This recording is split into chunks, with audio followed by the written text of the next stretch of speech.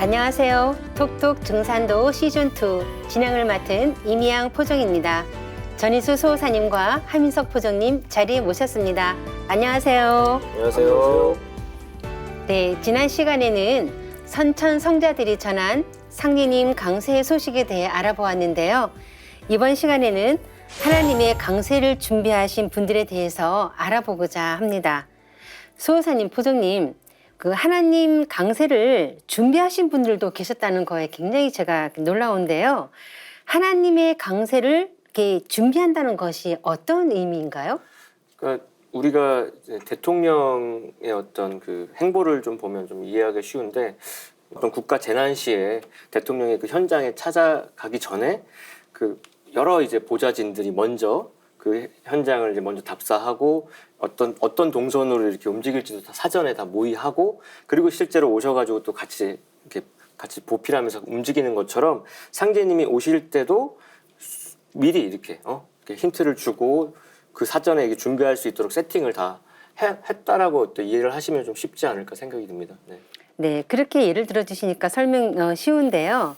그럼 상제님의 강세를 준비한 분은 누구신지 좀 한 번 더 소개해 주시죠. 그래서 상제님께서 이제 오셔서 직접 이제 천명하신 분들이 있는데, 일단 그 미륵님의 출세를 예비한 그 도승 진표율사가 계십니다. 그래서 상제님께서도 진표는 나와 큰 인연이 있느니라 이렇게 말씀해 주셨습니다. 그래서 신라 시대의 도승이었던 진표율사는 미륵님을 이제 친견했고 미륵님에게서 직접 천명과 계를 받으셨던 분이고요. 지금으로부터 어언 1200년 전에 구도자의 어떤 참된 표상을 보여줬던 분입니다. 그래서 그분이 했던 그 뼈를 깎는 고행, 망신참법이라고 하는 철저한 간절한 참회 끝에 도솔전 천주님에게 미륵님에게 직접 도를 받은 아주 역사적인 인물인데, 그분의 어떤 그 구도의 여정 이야기가 사실 도의 뜻을 둔 이들에게는 좀 귀감이 될 것 같아서 좀 자세하게 좀 말씀을 드려볼까 합니다. 이제 1200년으로 거슬러 가면 이제 신라 시대인데요.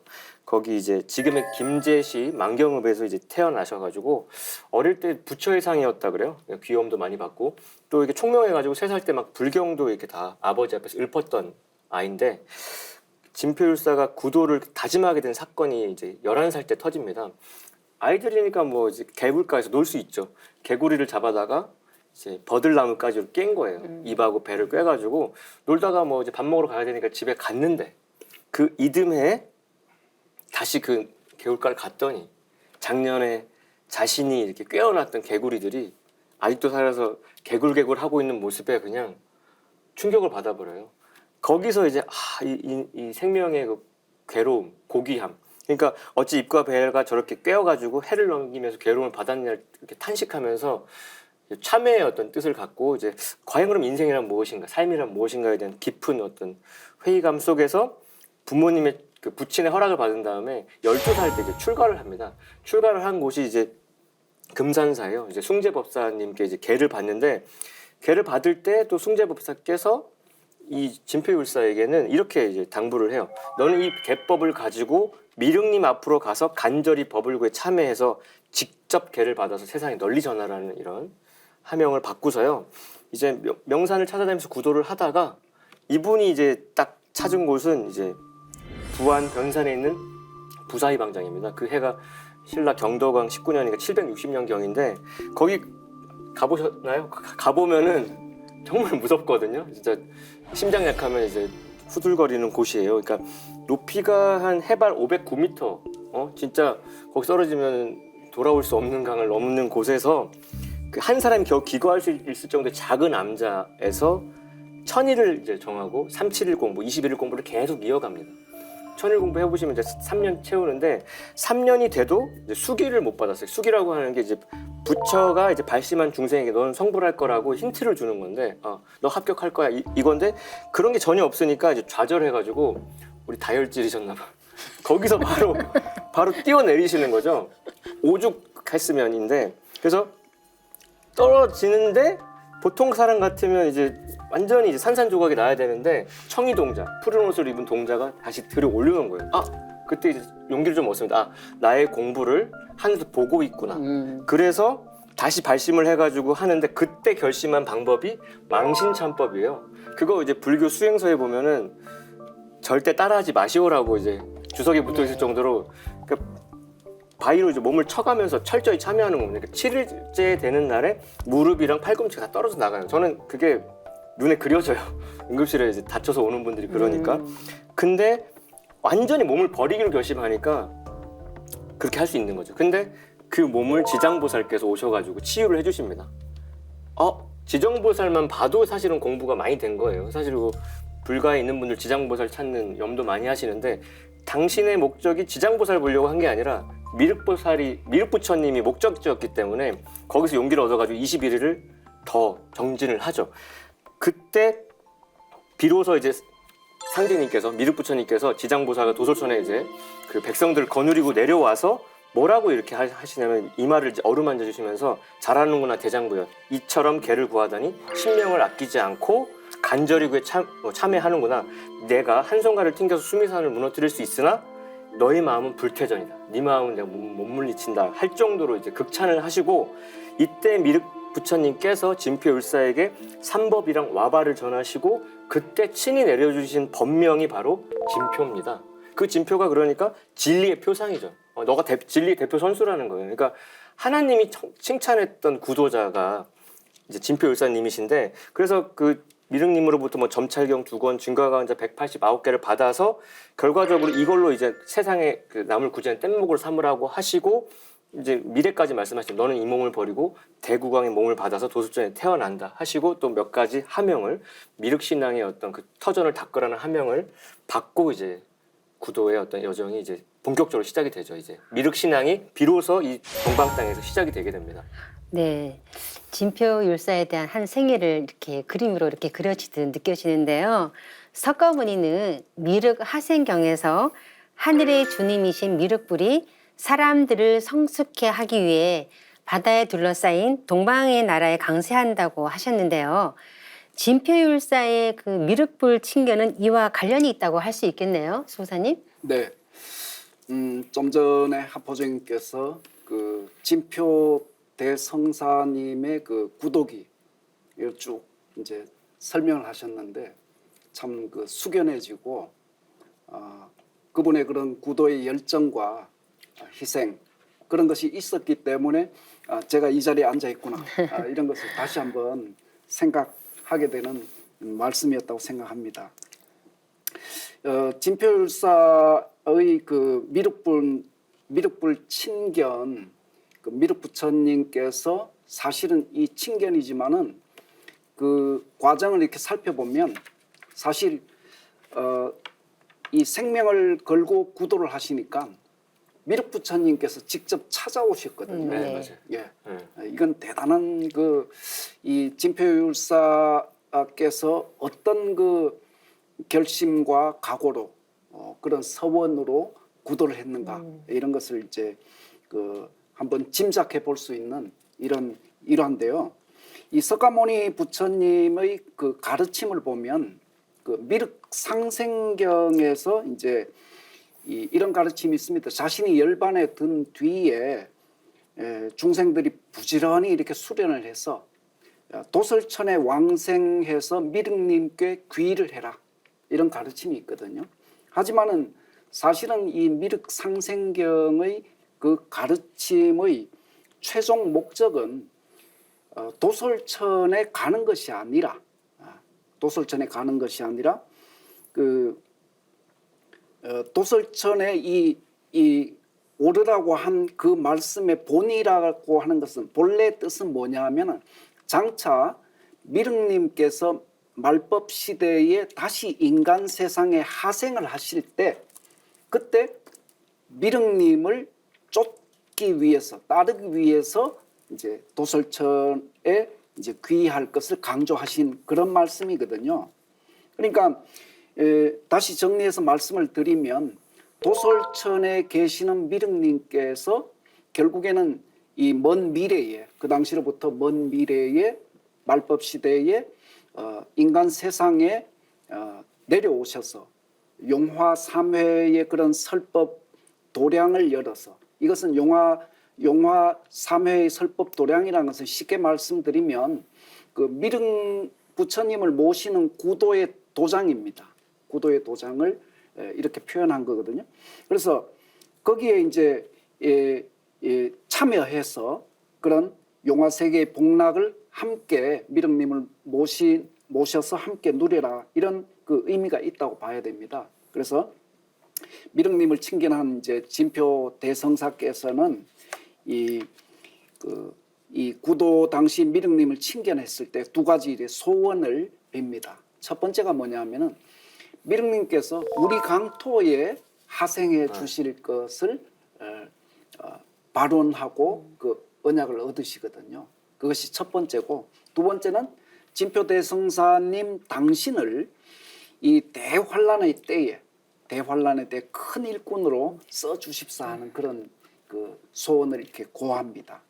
그래서 결국에는 이제 이 그런 어떤 인연으로 해서 이제 미륵님께서는 그런 그 진표 대성사께 지금 나의 이 모습 이대로 미륵불을 조상하라는 그런 명을 내리시죠. 그래서 진표 대성사께서 금산사에 처음으로 이제 미륵불을 당신이 친견한 그 모양 그대로 이 서 계신 이 입불의 모습으로 미륵부처님을 조상하게 됩니다. 그래서 진표 대성사님의 이런 구도 과정에서 미륵분의 친견, 그리고 미래 말법 시대의 미륵부처님께서 이 구원의 용화 3회에서 그런 설법 도량을 열 때 거기에 귀의해서 인류가 구원된다는 그런 미륵신앙, 그 미륵신앙이 그로부터 이 조선 민중들에게 전파되고 요원의 불길처럼 이 조선 강토에 미륵신앙이 퍼져나가게 되는 것이죠. 그래서 핵심은 미륵부처님의 강세에 있는 거죠. 네. 그래서 이제 미륵님의 강세를 준비하고 미륵하생의 전당을 만드는데 온 생애를 바친 미륵 그 신앙의 그 기반을 이제 진표율사께서 세우셨는데, 그래서 이제 구체적으로 가이드를 받은 것이 이제 호수를 메우라고 명을 받고, 그래서 거기 메운 다음에, 근데 또 이 미륵부처님의 특별한 오더가 뭐냐면 그 위에다가 믿없는 시루를 걸고 그 위에는 또 나무로 우물정자 모양을 한 다음에 금불상을 세워라 해서 33척으로 세우는데요. 그러니까 왜 하필 하나님께서는 믿없는 시루를 걸으라고 했을까? 거기가 이제 우리 진인 도통 연기에서 언급되고 있는 그 생증산, 당신께서 증산년 존으로 오실 건데, 그러니까 믿없는 시루라고 하는 것이 결국 성숙 미완성된 걸 익히는 뜻이면서 또 황하수의 물을 다 갖다 부어도 시루는 차지 않는다. 그러니까 무국대도 막힘없는 그 진리를 펼칠 것을, 미륵님의 도법이 그런 거라는 걸 암시하는 어떤 힌트가 그 미륵금상의 이제 조성에도 이제 들어 있다는 걸 보고서 저도 좀 놀란 바 있습니다. 네.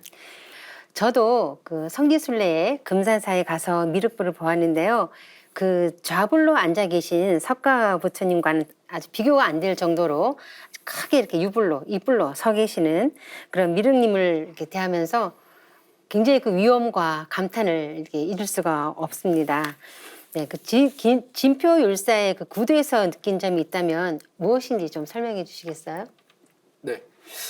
저는 조금 전에 멘트에서도 이제 언급을 드렸습니다만은 그런 인류 역사에서 이 선천 역사의 최종 결론이 유교나 불교나 또는 도교나 그 이 한 분 하나님이 내려오심으로부터 인류 역사의 꿈이 이루어진다는 가르침이었는데, 그분을 모시기 위해서 이런 이 생명을 담보로 그런 용맹정진하신 그분의 그런 이 대한 그런 감사함, 이런 것들이 느껴지고요. 다시금 구도자로서 초심으로 돌아가서 용맹정진해야 되겠다는 그런 느낌이 있었습니다. 저도 그래서 이 진표율사의 구도기는 여러 번 다시 회고를 하는데, 인간이 할 수 있는 일이 아니다. 그리고 그 정도 각오 아니면은 그 하나님 도법을 닦을 수가 없겠구나. 하나님이 감동하는 포인트가 무엇인가? 우리가 너도 나도 입버릇처럼 뭐 도 닦는 척은 하지만 진짜가 뭔지, 진짜 진리의 표상, 구도의 표상에 대해서 이제 진표율사님의 삶에서 제가 많은 걸 배우고 있습니다. 네. 지구가 형성될 때부터 한반도는 하나님이 오시기로 예비된 땅이라는 것을 알아보았는데요. 저는 진표율사가 미륵님께 장차 용화낙원을 이루실 때 우리 강토에 강세해 주실 것을 지극정성으로 기원했다는 그 내용에서 모든 일은 시간이 흘러가면 그냥 이루어지는 것이 아니라 뜨거운 정성과 기도로 이루어지는 것이구나 하고 이제 생각을 했습니다. 진표율사 말고도 상디님의 강세를 준비하신 분이 더 계시죠? 조선의 국군이 다해갈 무렵 조선 말에 이 경주 땅에서 이 동학을 선포한 순최재우 대성사님이 계십니다. 그분은 1861년 4월 5일 날 이 소위 이제 천상 문답 사건이라고 하는 대사건을 통해서 이 상제님으로부터 도통을 받으시거든요. 그때의 그 기록을 보면 겁내지 말고 두려워 마라. 세상 사람들이 나를 상제라고 부르나니 너는 상제를 모르느냐. 이것이 이제 최초의 그 하나님과의 그 문답 사건입니다. 여기에서 이제 순대성사 이 가르침으로부터 이제 순대성사가 이 동학을 창도하게 되시거든요. 그 동학은 이제 그 가르침의 핵심이 그 주문에 들어 있습니다. 그 동학 주문에는 본주문과 강령주가 있는데 그 본주문은 시천주, 조화정, 영세불망, 만사지입니다. 그래서 그 주문의 핵심은 시천주에 있는 것이죠. 시천주. 장차 인간으로 오시는 천주님을 이 땅에서 모시는 그 역사가 열린다는 거죠. 그래서 이 동학에 대한 이 세상에 이렇게 가르침이 있는데 사실은 상당히 왜곡된 부분이 많습니다. 그렇죠. 그래서 그 왜곡을 이제 저희들이 이제 역사 광복 운동을 통해서 근대 역사의 왜곡을 바로잡아 나가고 있는데요. 그 동학의 가르침은 시천주, 인간으로 오시는 상제님을 모신다는 그 가르침에서부터 출발하기 때문에 바로 이 동학의 최수운 대성사님께서는 이 인간으로 강세하실 상제님의 강세를 예비하신 분이다. 이렇게 볼 수 있겠습니다. 그래서 이제 동학을 창조하신 분의 첫 번째 메시지는 시천주인데 그 왜 오시냐의 문제에 있어서 그 최우순 대사께서는 다시개벽이다 이렇게 말씀을 하셨거든요. 그러니까 그 당시가 19세기 중후반이라고 하는 게 조선 왕조의 병이 너무 깊어가지고 숨이 멎어가기 직전입니다. 너무너무 이제 위기였는데 그때 이제 세력을 확장하던 서양 제국주의 열강이 중국을 이제 무너뜨리고 마지막 종착지로 이제 우리 조선 땅에 이제 먹으려고 오는 시점인데 그때 이제 최수원 대신하께서는 이렇게 그 대세를 언급을 하셨어요. 안심가의 웡중노수 문답가를 보면 12제국 괴지론수 다시개벽 아닐런가 해서 그 당시는 제국주의 12열강이 전 세계를 이렇게 좌지우지했던 시절에 뭐가 오냐? 개벽이 다시 온다. 그것은 이제 우주의 봄철에 열리는 선천개벽이 워낙 있었고 다시 오는 개벽은 우주 열연에서 가을로 넘어가는 선천이 후천으로 바뀌는 개벽이라는 것과 근데 그때는 어떻게 개벽 현상이 일어나느냐? 이름을 알 수 없는, 이유를 알 수 없는 괴질이 돌아서 모든 게 이제 엎치락뒤치락 된다는 얘기죠. 그래서 이 모든 열강이 이제 괴질병란의 대병겁으로 무너지고 영원히 패망당하게 되는 것을 이렇게 압축해서 말씀하셨는데 그럼 그때에 대해서 또 탄식하면서 이렇게 말씀하신 적이 있어요. 가련하다 아구군수 가련하다 요순성세 국태민한 되지만은 기염하다 아구군수 기염하다 너무너무 우려의 어떤 노래 가사죠. 근데 그때 이제 살 법방이라는 게 인간으로 오신 상제님의 무국대도를 잘 닦아서 그걸 통해서 지극정성으로 거듭나는 데 있다고 해서 그래서 또 뭐라고 얘기하냐면요. 그 말 저 말 다 버리고 하늘님만 공경하면 아동방 3년 괴질 죽을 연료 있을 소냐. 그래서 뭐 만권시서가 중요한 게 아니라 열석자 지극하면 만권시서 무엇하리 해서 지금 이론이나 이런 게 아니라 시천주 조화정 영세불망만사 아까 말씀하신 그 본주문에서 언급되는 인간으로 오신 천주님을 이제 바르게 모시는 게 이 격변의 유일한 솔루션이라고 말씀을 하셨습니다. 그래서 동학의 본질이라고 하는 것이 선천의 유불선 서교를 아우르는 후천의 큰 선도고요. 그 대신하께서 전한 복음이라는 게 결국 시천주 상제님의 강세와 그 개벽을 극복하는 무국대도의 어떤 출현 그거를 말씀하신 거고 그게 이제 우리 참동학 증산도에서 완전히 이제 구현이 된다고 볼 수가 있겠죠. 네, 최수은 대신사께서는 하나님을 천주님, 하눌님, 그리고 상디님 등으로 다양하게 부르면서 그 인류가 모셔온 절대자 그 한 분이라는 것을 우리에게 깨우쳐 주셨잖아요. 그 인간으로 오시는 그 한 분 하나님을 모시는 그 시천주 신앙을 하라고 한 것이 최소은 대신사의 메시지인데요. 그 시천주가 많이 이렇게 왜곡이 되었죠. 예, 그 부분에 대해서 좀 말씀해 이게 주시겠어요? 되게 중요합니다. 사실 여기서 전 인류가 길을 잃어버리거든요. 마치 이제 운전 다 하고 목적지 다 왔는데 목적지에 꼭 다 오면 우리가 내비게이션이 하는 말이 있어요. 경로를 이탈하였습니다. 이제 딱 그 집 앞에 가야 되는데 다 와서 이제 헤매는 게 지금 동학이 시천주까지 말했는데 그 시천주의 왜곡으로 인해서 목적지를 못 찾고 지금 이제 버퍼링 걸려 있는 거거든요. 그래서 상제님께서는 강세하셔가지고 이렇게 명쾌하게 말씀하셨어요. 동경대전과 수은가서에서 말하는 상제는 곧 나를 이름이다. 거기서 그렇게 얘기했던 게 바로 나다.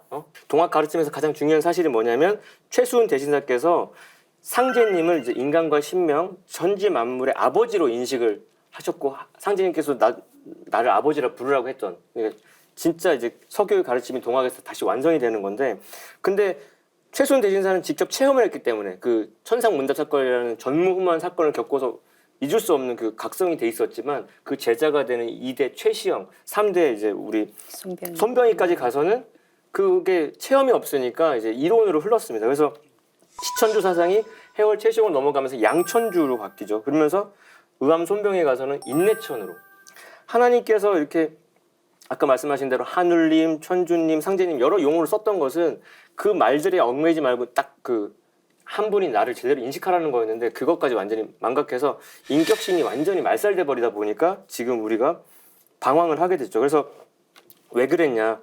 상제님을 친결하지 못했고 그 신교와 상제 문화와 삼신 하나님에 대한 역사 인식이 없었기 때문에 그래서 우리가 다시 이제 증산도 문화 속에서 9,000년 역사문을 복원하는 것 자체가 왜 중요하냐면 이 상제님을 다시 되찾는 그 결정적인 그 경로를 이탈하지 않는 방법이 역사를 복원하는 거기 때문에 우리가 강조하고 있는 거죠. 그래서 결국 최수은 대신사의 핵심은 세 글자 시천주인데 인간으로 오신 하나님을 잘 모심으로써만이 이게 모든 게 극복된다는 거죠. 저는 그래서 앞서서 우리 소호사님께서 인용해 준 성구 중에 예수를 믿는 사람은 그 예수의 재림을 기다리고 불교도는 미륵의 출세를 기다리고 동학신도는 최수은의 갱생을 기다린다라고 돼 있지 않습니까? 그러니까 결국 선천 종교는 한 글자로 줄이라고 하면 기다릴 대자란 말이에요.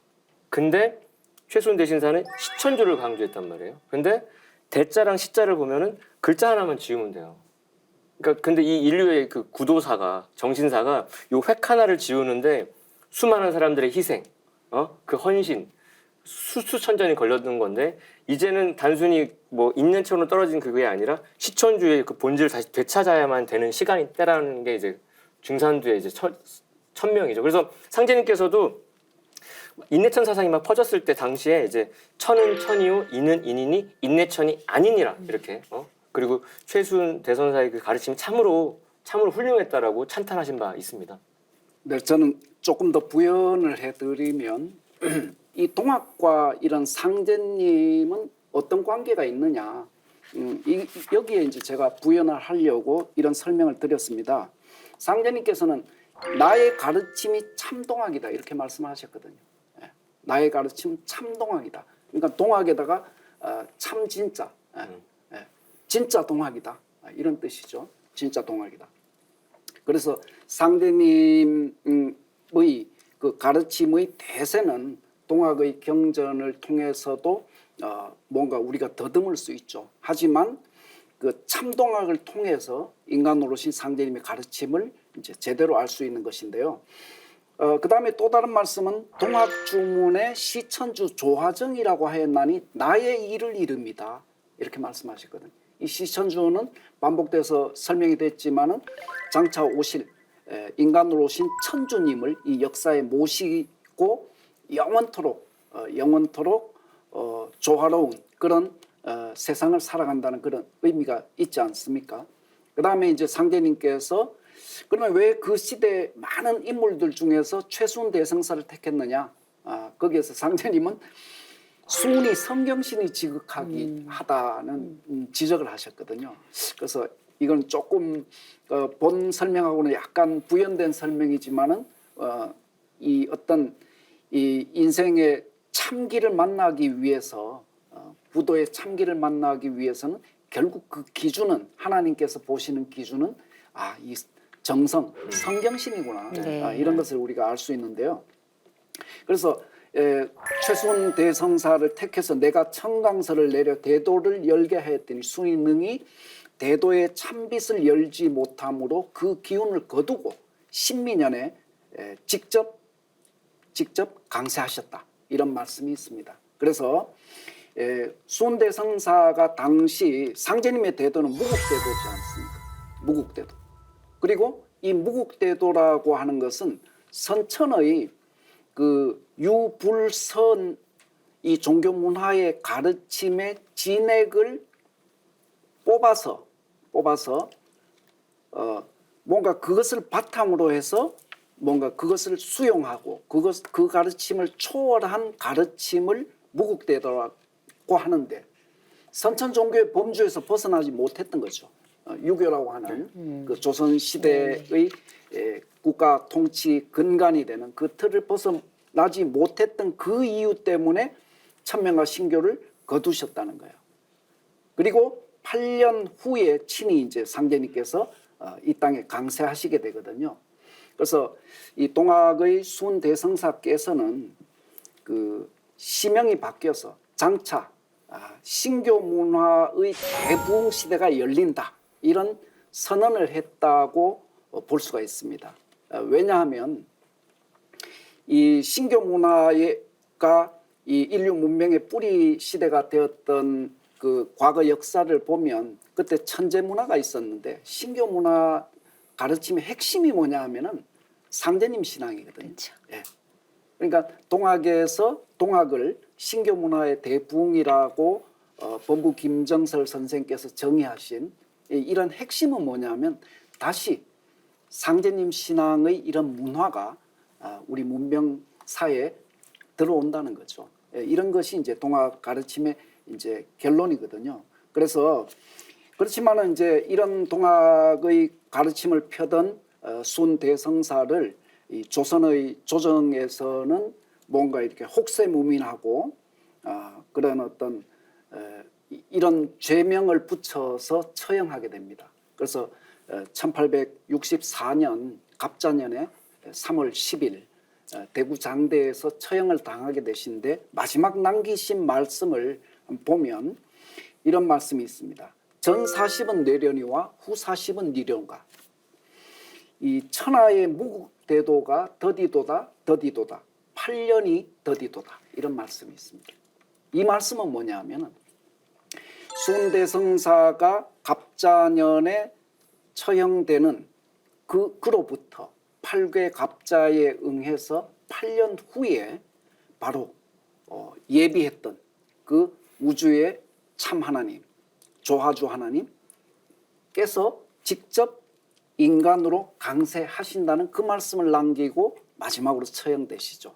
그래서 상제님은 순대성사가 순도한 그로부터 8년 뒤인 1871년도에 이 땅에 인간으로 강세하셔서 당신의 도 무국대도를 열고 인류의 구원을 이제 예고하시게 되는 거죠.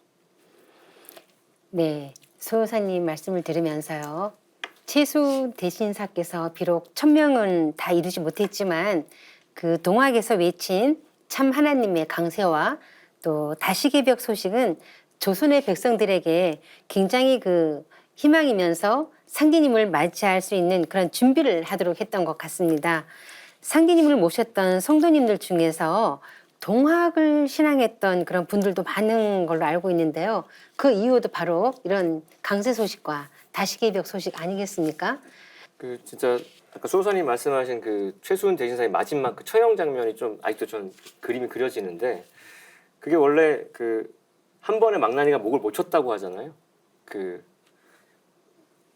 그래서 그걸 깨달은 게 있어요. 생명을 받은 사람은 생명이 끊어지면 끝나는 거지만 천명을 받은 사람은 천명을 하늘에서 거두기 전에는 죽지도 않는구나. 그래서 청수일기를 가져오라고 해서 이제 제 목숨을 거두어 달라고 해서 이제 그 비로소 이제 끝난 게 된 건데 돌아가신 해가 딱 40세였으니까 제 지금 올해 나이인데 너무너무 젊을 때 돌아가신 거고 그래서 이 1864년에 대신사가 선화하고서 30년이 흐릅니다. 딱 우리 우주의 1년 사이클에서 이제 1시간이 흘렀는데 한 세대가 딱 교체가 됐을 때 그건 갑오년이었죠. 그때 우리가 익히 알고 있는 갑오동학혁명이 일어납니다.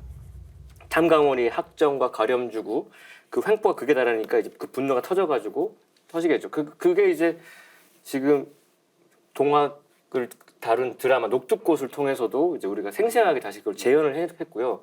저도 그걸 너무 이제 심장 뛰면서 봤는데 거기 이제 시천주 조화장 응생볼 만사절 막 읽잖아요. 그 총알이 오고 하는데도 네네. 그 드라마에서 그 주문이 나오면 그 제 딸하고 보다가 제 딸이 저를 돌아봐요. 아빠가 읽는 거 나온다고. 그런데 그렇게 조선 땅에서 시천주를 외치면서 이렇게 혁명을 했단 말이에요. 그러니까 동학혁명의 정신이라고 하는 거는 단순히 그냥 무슨 난을 일으킨 차원이 아니고 선천상극 세상을 완전히 개벽하고 후천 5만 년의 새상을 연달아는 엄청난 비전 속에서 목숨을 걸었던 건데 그 노비 해방과 이제 패전 개혁을 요구하면서 동학 신도들이 목숨을 걸었는데 그때 이제 더불어서 외세의 침략에 맞서서 보국 안민을 하다 보니까 결국 어떻게 됐어요? 관군과 일본 그 군들의 총칼에 의해서 결국 어마어마한 60만 명이 피로 완전히 물들인 사건이죠. 그래서 그 동학의 혁명으로 인해서 청나라가 들어오고 일본이 들어오고 청일 전쟁도 벌어지고 그로부터 급격하게 나라가 이제 우리 조선도 고종 황제가 이제 대한제국을 선포하고 그리고 또 1894년으로부터 10년이 흘렀을 때 러일 전쟁이 1904년에 터지고 그 러일 전쟁에서 또 일본의 승기를 잡아가지고 또 우리나라가 국권을 뺏기고 그리고 또 10년이 흐른 1914년 1차 세계대전이 흐르고 그러니까 동학혁명으로부터 또 30년 사이클 안에 전혀 다른 판도로 세상이 돌아갑니다. 그러니까 이 동학혁명이 우리나라를 정말 근대로 만든 우리나라의 근대를 어디로부터 잡아야 하냐면 이 동학혁명으로부터 그래서 지금의 어떤 인류사라고 하는 게 우주 문명 시대로 나아가고 있는데 이 개벽과 상제님의 강세를 알린 동학과 그 동학혁명을 제대로 알 때 비로소 이제 우리가 이제 역사의 진실과 근대의 정신을 깨닫고 인류의 문명의 그 참모습을 이렇게 바르게 깨칠 수 있다. 그래서 이 동학혁명 사건은 너무너무 뜻깊다라고 저는 판단하고 있습니다. 네, 진표 율사와 최수은 대신사가 상계님을 친견하고 또 상계님의 강세를 예비했다는 것은 우리가 기록으로 남아서 다 알고 있는 사실이잖아요. 그런데 상계님께서는 비록 알려지지는 않았지만 신명계에서 상계님 강세를 예비한 핵심 인물이 있다고 이렇게 하셨어요. 소사님 어떤 분이신가요? 네, 이분은 캐톨릭 이 신부였던 분인데요. 이마두 마테오리치 대성사님입니다. 그러니까 이분의 그 공덕은 그 상제님께서 밝혀주심으로 인해서 저희들이 이분의 공덕에 대한 그런 지대한 공덕이 있었구나. 문명사에서 또 상제님 강세에 남다른 그런 큰 희생이 있었구나. 이런 것들을 알 수 있었던 분입니다. 이분은 좀 전에 말씀드렸듯이 가톨릭의 이제 신부였는데 중국 명은 이마두입니다.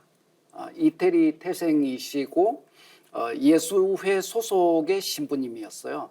이분이 이 하나님의 천국 건설, 그 다음에 동서 문명의 이런 교류라고 하는 필생의 이런 소망을 가지고 젊은 나이에 이 중국으로 와서 전도 활동을 합니다. 그래서 천상에 이제 이 올라가서도 이분이 중국에서 평생 전도 사업을 하고 이분이 이제 이 그 중국에서 돌아가셔서 북경에 묻혀 계시거든요. 하지만 이분의 생애를 더듬어 보면 살아서는 이 필생의 이런 하나님의 천국을 건설하기 위한 이런 노력들을 했고, 그 다음에 돌아가셔서도 그런 어떤 이 지상 천국의 그런 꿈을 실현하기 위해서 동양의 그런 문명을 이끌었던 그런 문명신들을 데리고 돌아가셔서 서양으로 가신 거예요. 가셔가지고 그 문명신이라는 것은 말 그대로 문명 발전에 기여하는 그런 기여해 왔던 신명들 아닙니까? 그래서 그런 문명신들과 함께 이 서양의 물질 문명의 발전에 크게 기여를 하셨습니다. 그래서 지금 근대 과학 문명의 이런 발전의 이면에는 이 마테르치 대성사님의 공덕이 지대하다고 볼 수가 있습니다. 그러나 이제 이런 물질 문명이 발전하면 발전할수록 그 반대급부로 역사에 이제 폐해가 발생한다는 것 또한 이마두 마테르치 대성사는 절감을 했습니다. 그것은 이런 근대 과학 문명은 우리들에게 물질적 풍요, 편익 이런 것을 주지만 인간의 어떤 삶의 가치관이 이런 이 모든 인간은 생명의 뿌리가 신의 세계 아닙니까? 쉽게 말씀드리면 사람은 누구나 죽으면 신명이 되어서 현실계에 살아있는 모든 자손들의 생명의 뿌리로서 존재하시거든요. 근데 이 과학 문명의 발전으로 이 신도에 대한, 그러니까 인간 생명의 뿌리에 대한 이런 인식이 쇠퇴하고 이성주의, 눈으로 보이는 현실 세계 중심의 가치관에만 몰두하는 거죠. 그러다 보니까 이런 도덕성의 타락이라든지 이런 이 여러 가지 지구촌에 일어나는 민족 분규라든지 종교 분열의 이런 모든 불행의 이런 이 배경으로서 이 이성 중심의 그런 어떤 인간 가치관이 작용을 했던 거죠. 그래서 이마두 마테르치 대성사는 결단을 내립니다. 결단을 내리는데 그 성구를 한 구절만 제가 읽어보겠습니다. 이 구절은 너무 중요하기 때문에 이마두가 원시의 모든 신성과 불타와 보살들과 더불어 인류와 신명계의 큰 거백을 구천에 있는 나에게 하소연함으로 이런 구절이 있습니다. 아까 2편 30장. 그러니까 뭐냐면은 살아서는 이 동양에 하나님의 천국을 건설하려고 했지만 당시 그 사회의 유교 문화라든지 이런 것을 극복하지 못하고 그 꿈이 실패로 돌아갔어요. 돌아가셔서는 이 물질 문명을 통해서 지상 천국을 구현해 보겠다는 그런 시도를 했어요. 하지만 결국 그것이 이런 인간은 이성주의 문화가 팽배해서 자연을 정복의 대상으로 인식하고 그 다음에 이런 모든 인간의 생명의 뿌리가 되는 신도 세계와 인간 세계의 조화가 깨지는 거죠. 그래서 이마두 대성사님은 이것은 기존의 인류 역사 발전에 기여했던 성자들이나 또는 원시의 신성들이나 불타들이나 이런 이 분들의 힘으로 바로잡을 수 없는 문제다. 그렇게 판단이 되어가지고 이마두 마테르치 대성사는 이런 원시 신성 불타 보살 모두를 거느리고 앞장서서 바로 그 한 분 하나님 상제님께 가서 당신이 아니시면 인류 구원이 될 수가 없다라고 하는 이런 탄원을 하신 거예요. 그래서 상제님께서 이마두 마테르치 대성사의 그런 탄원에 응하셔서 이제 영으로 먼저 서양 문명의 중심지가 되는 로마 바티칸 그 베드로 성당에 먼저 가셔서 역사의 대세를 살피시고 그 다음에 지금의 아까 미륵 부처님의 길을 예비한 진표율사님께서 창건하신 그 금산사 미륵금상에 임해서 30년 동안 임허해 계셨어요. 바로 그 30년 동안 임허해 계실 때 동학의 최재우 대성사에게 당신의 강세를 예비하게 하셨던 거죠. 그리고 좀 전 동학을 정리할 때 갑자년에 이 최재우 대성사의 천명과 신교를 거두고 그로부터 8년 뒤인 1871년에 바로 인간으로 강세하셨던 겁니다. 네, 이마두 대성사는 어떤 분이시길래 상제님께서 이마두 대성사를 직접 이렇게 거론하신 건가요? 일단 그 이탈리아 마체라타시에서 이제 태어나셨고요. 그 로욜라가 스페인 로욜라가 이제 카톨릭 구교가 너무 이제 썩었으니까 그걸 혁신하기 위해서 그 하나님의 본래 말씀으로 돌아가자 해서 세웠던 예수회에 이제 입교를 해서 해외 선교의 이제 뜻을 세워요. 근데 이 이마두 대신사가 훤칠한 키도 있고 아주 목소리는 종과 같이 뛰어나요. 그리고 이 마테우치 신부님은 우리는 이제 이 하나님의 강세를 직접 가이드하신 분으로 알고 있지만 이제 세상에서는 기억술의 대가로 유명합니다. 기억의 궁전이라 그래가지고 지금 세상에서 암기를 못하는 사람들한테 알려준 비법에 그게 마테우치 신부님의 방법이에요. 암기해야 될 것들을 어떤 물건에 일대를 맞춰가지고 그래서 그런 대단한 암기력을 가지고 신학, 철학, 법학, 천문학, 수학 이런 어떤 뛰어난 엘리트적인 지성을 가지고 이제 30살에 이제 북경까지 딱 진입을 하게 되죠. 그래서 이분의 놀라움은 참 탁월한 외교관이었다는 느낌이 있어요. 그러니까 일방적인 주장을 하기보다는 이 동양의 문화의 근간이 되는 걸 다 직접 체득을 하시거든요. 뭐 불가 공부도 해서 머리도 깎아보고 또 육아 서적을 다 섭렵하면서 이제 선비복식으로 이제 지내고 일단 그 명나라 황제한테 자명종, 탁상시계, 뭐 대서양 피아노의 전신이 되는 그런 것들도 전달하고 자신이 저술한 뭐 이게 만국도지 등도 선물하고 이렇게 북경에서 이렇게 서양 문물을 전파하는 외교 사절로 이제 처음에 이제 환심을 사죠. 그래서 뭐 혼천이, 지구이, 만원경 같은 걸 소개하는데 대표적으로 또 유클리드 기하학 같은 것도 이렇게 전달합니다. 더불어서 서양에다가 우리 동양의 고전들 그것들 다 번역해가지고 서양으로 데리고 가거든요. 그래서 동양에 처음으로 서양 문물을 소개한 인물이자 서양의 최초로 동양 사상을 전달한 인물이에요. 그래서 이분이 그 학자들에 의하면 빈센트 크로니라는 사람이 서방에서 온 현자라는 책을 썼는데 거기에 뭐라고 표현했냐면 동서문명사의 다리를 놓은 최초의 세계인이다. 그래서 동양의 개화의 문을 열어준 선구자다. 근데 그 아까 말씀 들어보면은 이분이 살아생전에 예수님 가르침을 정말 구체적으로 진지하게 이 땅에 지상천국을 세워보겠다는 포부를 삼았던 건데 그걸 직접 실천한 인물이면서 그 뜻이 좌절됐으나 천상에 가서도 하나님한테 직접 이렇게 서양 카톨릭 바티칸으로 모시고 동양까지 인도한 그래서 너무너무 대단한 인물이라고 저는 생각이 됩니다. 네, 이마두 대성사가 인류 문명의 교류에 힘을 썼다는 이제 말씀이신데요. 천주 시리를 이렇게 저술해서 동양의 상제와 서양의 천주가 같은 분이라는 것을 이렇게 밝히셨죠. 그 이마두 마테루치 신부님은 천주시리라고 하는 책을 저술하셨는데 이 리치 신부님이 인류 깨달음의 그 지성사에 어떤 그 공덕이 있냐 이것은 서양에서 믿는 천주님과 동양의 상제님께서 동일한 분이다. 이걸 깨치셨던 분이죠. 그 다음에 이제 그래서 이제 이분은 이제 이 좀 전에 이제 그런 리치 신부님의 그런 어떤 기억력이 비범하시고 뭐 이렇게 라틴어로 동양의 사서상경을 번역하시고 이런 그런 비범함을 가지셨거든요.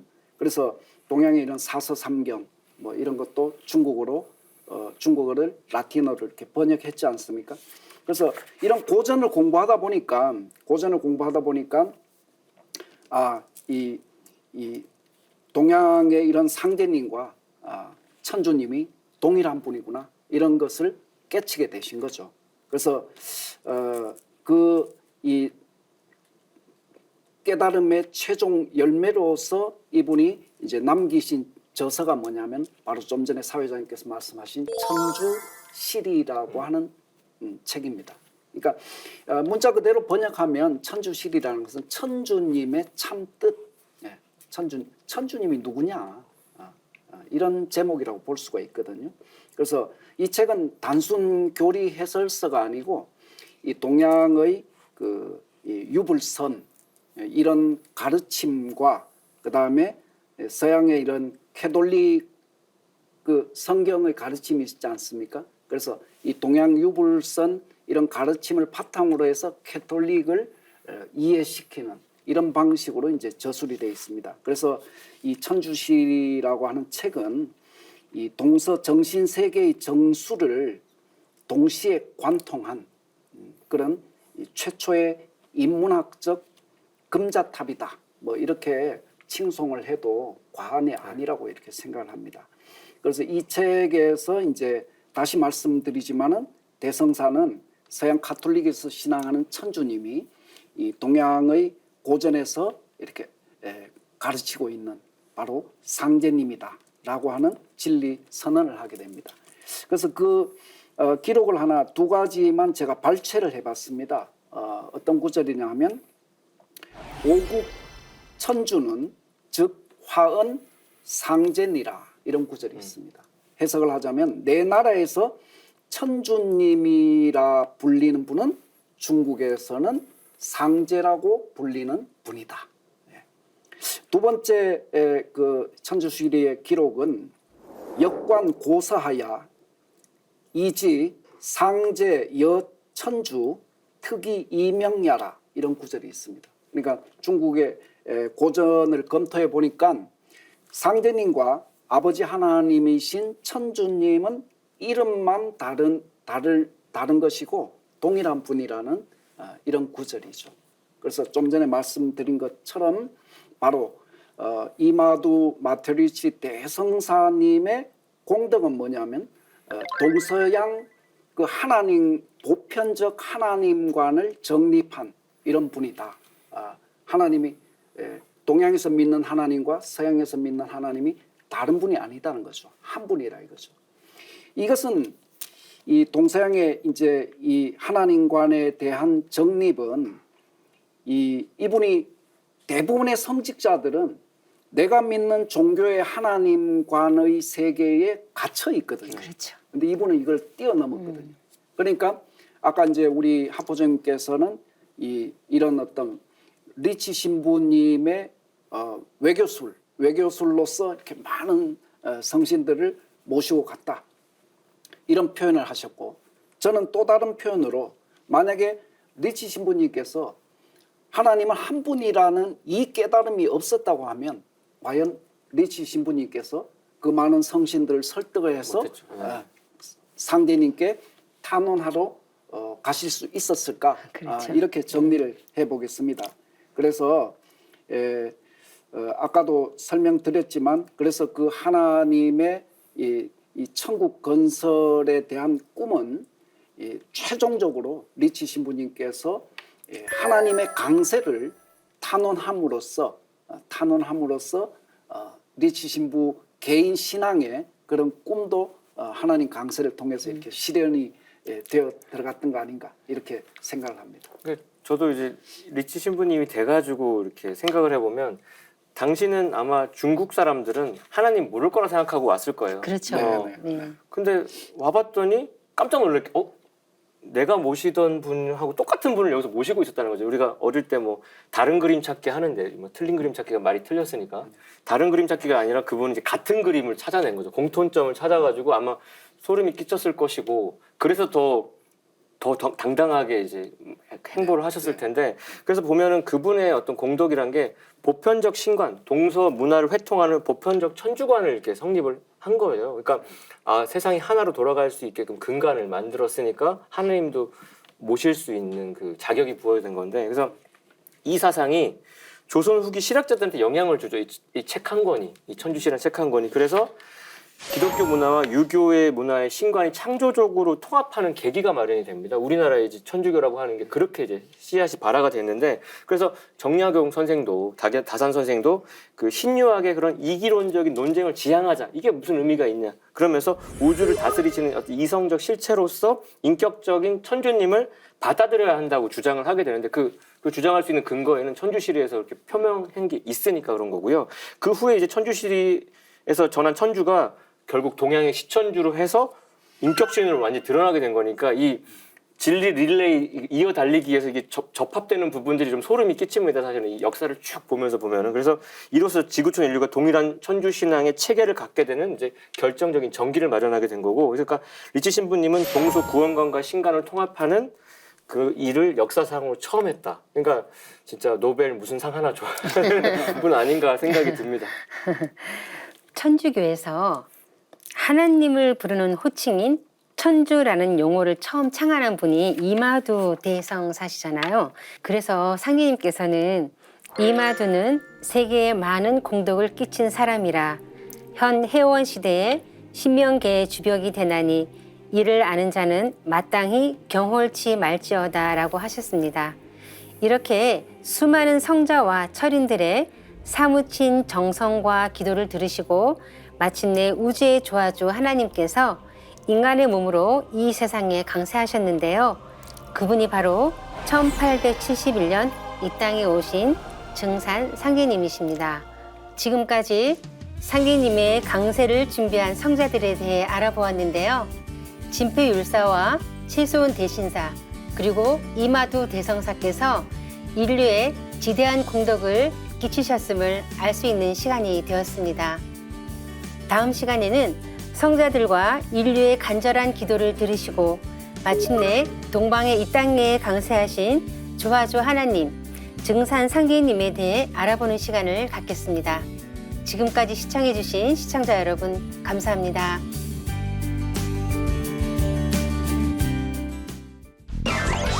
you